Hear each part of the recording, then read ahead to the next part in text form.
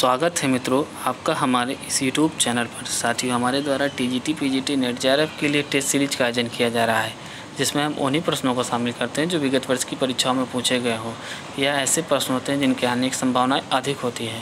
तो ज़्यादा देर ना करते हैं, शुरू करते हैं हम आदिकाल विधा का दूसरा पार्ट। मैं आशा करता हूँ पहला पार्ट आपको पसंद आया होगा। आगे देखेंगे हम लोग। रासों को काल रचना व भाषा के आधार पर प्रमाणित नहीं कहा जा सकता, यह कथन किसका है? मोहनलाल शर्मा, हजारी प्रसाद द्विवेदी, डॉक्टर दशरथ शर्मा, श्याम सुंदर दास। इसका राइट आंसर होगा सी, डॉक्टर दशरथ शर्मा। आगे देखेंगे हम लोग।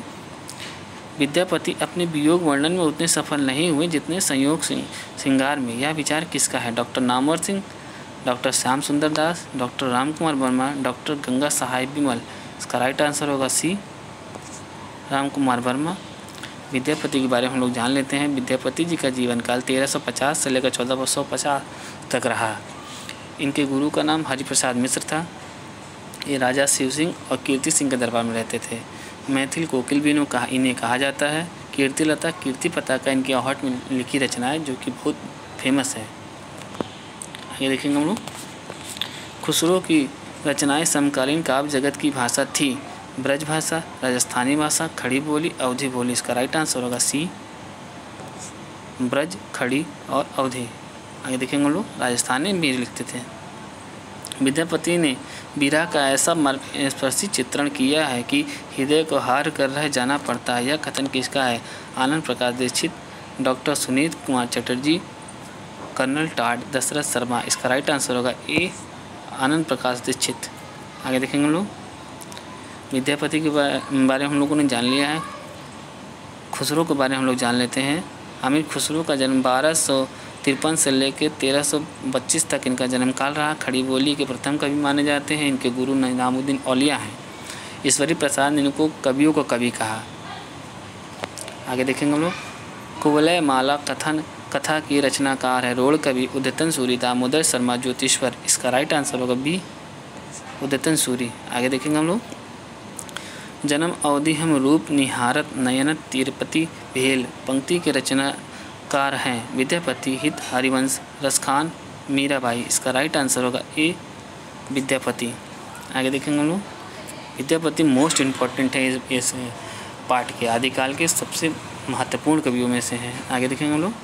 पुष्पदंत की प्रबंध रचना है। पाउम चरित्र, अणय कुमार चरित्र, राउरवेल, आलाखंड। इसका राइट आंसर होगा बी, अणय कुमार चरित्र। आगे देखें हम लोग। विशल देव रासों के रचनाकार जगनिक, सरगंध, नल सिंह, नरपति नाल। इसका राइट आंसर होगा डी, नरपति नाल। आगे देखेंगे हम लोग। मैथिली का प्राचीनतम उपलब्ध ग्रंथ है। वर्ण रत्नाकर, कीर्तिलता, चर्यपद, ज्ञानेश्वरी। इसका राइट आंसर होगा ए, वर्ण रत्नाकर। आगे देखेंगे हम लोग। कबीर की अपेक्षा खुसरो का ध्यान बोलचाल की भाषा की ओर अधिक था, यह कथन किसका? जॉर्ज गैरिसन, मिश्र बंधु, हजारी प्रसाद द्विवेदी, रामचंद्र शुक्ल। इसका राइट आंसर होगा डी, रामचंद्र शुक्ल। आगे देखेंगे लोग। मधुकर कवि की रचना है। सर्वकाचार, नेमिनाथ, पृथ्वीराज रासो, जय महंग, जस चंद्रिका। इसका राइट आंसर होगा डी, जय महंग, जस चंद्रिका। बहुत इंपॉर्टेंट रचना है ये। आगे देखेंगे लोग। राजमती इनमें से किस काव्य की नायिका है? कीर्ति पताका, आलाखंड, विशल देव रासो, रणमल छंद। इसका राइट आंसर होगा ए, कीर्ति पताका। आगे देखेंगे लोग।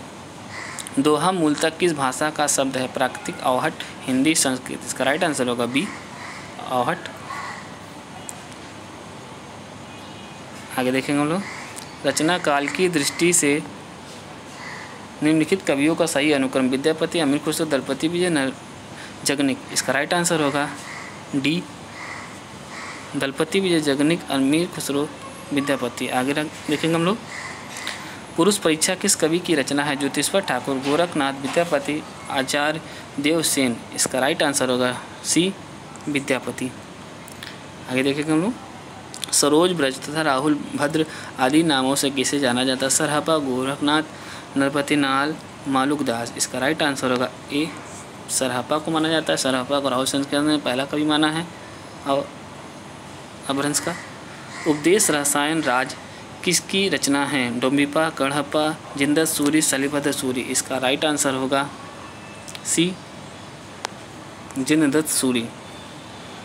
आगे देखेंगे हम लोग, नाथ पंथ मूल रूप से किस शाखा से निकला? ब्रजयान, महायान, हीनयान, श्वेतांबर। इसका राइट आंसर होगा ए ब्रजयान शाखा। बौद्धों की एक शाखा थी ब्रजयान, उसी के यही शाखा से निकला हुआ नाथ पंथ माना जाता है। गोरखनाथ इसके सबसे प्रमुख नाथ कवि माने जाते हैं। नाथों की संख्या 9 मानी गई है।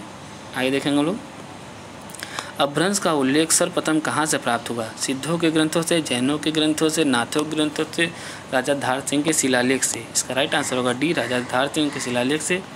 आगे देखेंगे हम लोग, जैन परंपरा का सर्वप्रथम कवि किसे माना जाता है? स्वयंभू, पुष्पदंत, हरिशेण, जिनदत्त सूरी। इसका राइट आंसर होगा स्वयंभू को पहला वही माना जाता है। आप हमें आंसर दे के बता सकते हैं कि स्वयंभू को सबसे पहला कवि, हिंदी का सबसे पहला कवि किसने माना है? आगे देखेंगे हम लोग, विक्रमपुर की एक वियोगिनी का वर्णन किस रचना में है? बिसल रासु, विजयपाल रासु, अमीर खुसरो, संदेश रासक। इसका राइट आंसर होगा डी संदेश रासक। आगे देखेंगे, अपभ्रंश का वाल्मीकि किसे कहा जाता है? पुष्पदंत, स्वयंभू, चंद्रमुनि, शलिभद्र सूरी। इसका राइट आंसर होगा बी स्वयंभू को माना जाता है। स्वयंभू बहुत इंपॉर्टेंट है, आप इनको एक बार ज़रूर देख लीजिएगा और ये ज़रूर देख लीजिएगा किस विद्वान ने किसको पहला कवि माना है, ये बहुत मोस्ट इम्पॉर्टेंट है। आगे देखेंगे हम लोग, अमीर खुसरो का वास्तविक नाम क्या है? निजामुद्दीन हसन, अब्दुल हसन, अबुल हसन, अब्दुल रहमान। इसका राइट आंसर होगा बी अब्दुल हसन। हिंदी का पहला कवि माना जाता है, खड़ी बोली का पहला कवि इन्हें माना जाता है और इन्होंने सबसे ज़्यादा राजाओं का शासनकाल देखा है। बार बार ये पूछता है किसने सबसे ज़्यादा राजाओं का शासनकाल देखा है और इन्होंने सबसे पहला गज़ल जो शैली है इन्होंने सबसे पहले प्रयोग की है। आगे देखेंगे लोग, राजा शिव सिंह के दरबार में रहते थे विद्यापति, जगनिक, अमीर खुसरो, मधुकर भट्ट। इसका राइट आंसर होगा ए विद्यापति, शिव सिंह और कीर्ति सिंह के दरबार में रहते थे। अवहट, संस्कृत और मैथिली में इन्हीं कविताएँ रचते थे। आगे देखेंगे लोग, पृथ्वीराज रासो को निम्न में से कौन सा विधान अप्रामाणिक मानता है? श्याम सुंदर दास, मुनि विजय, दशरथ ओझा, डॉक्टर बुलर। इसका राइट आंसर होगा डॉक्टर बुलर। तो यहीं से हमारा क्वेश्चन आंसर का सीरीज समाप्त होता है। मैं आशा करता हूँ आपको यह हमारा प्रयास अच्छा लगा होगा। यदि आपको पसंद आया हो तो लाइक और सब्सक्राइब करिए। धन्यवाद। जय हिंद, जय भारत। मिलते हैं अगले एपिसोड में। धन्यवाद।